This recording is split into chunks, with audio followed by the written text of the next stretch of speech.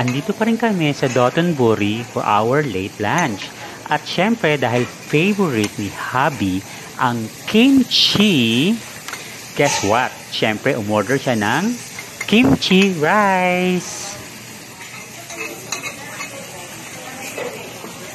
At hayan nga, niluluto sa harap namin mismo ang kimchi rice. At syempre, isa-isang sinasalang ang mga basic ingredients.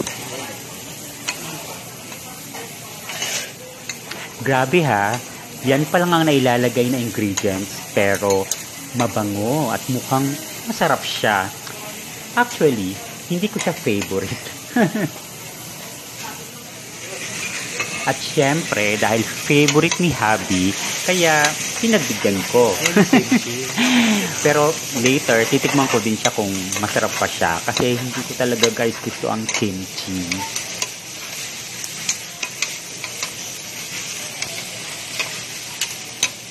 Grabe no, gutom ka na nga pero mas nakakagutom pala pag pinapanood mong niluluto sa harap mo mismo. At ayan na nga ang rice, isusunod na.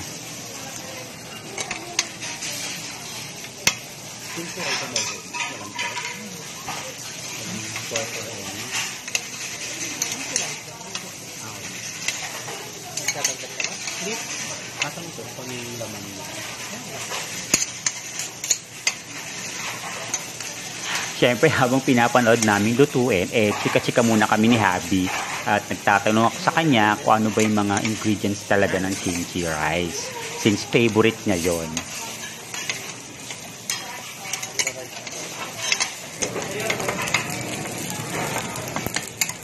Ngayon naman ay niluluto ang egg.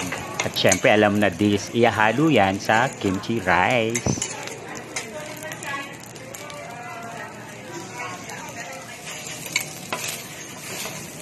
At ayan na nga, hinalo na ang egg sa rice.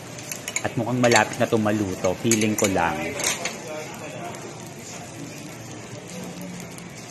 Siyempre, para magkalasa, nilalagyan din ng mga condiments.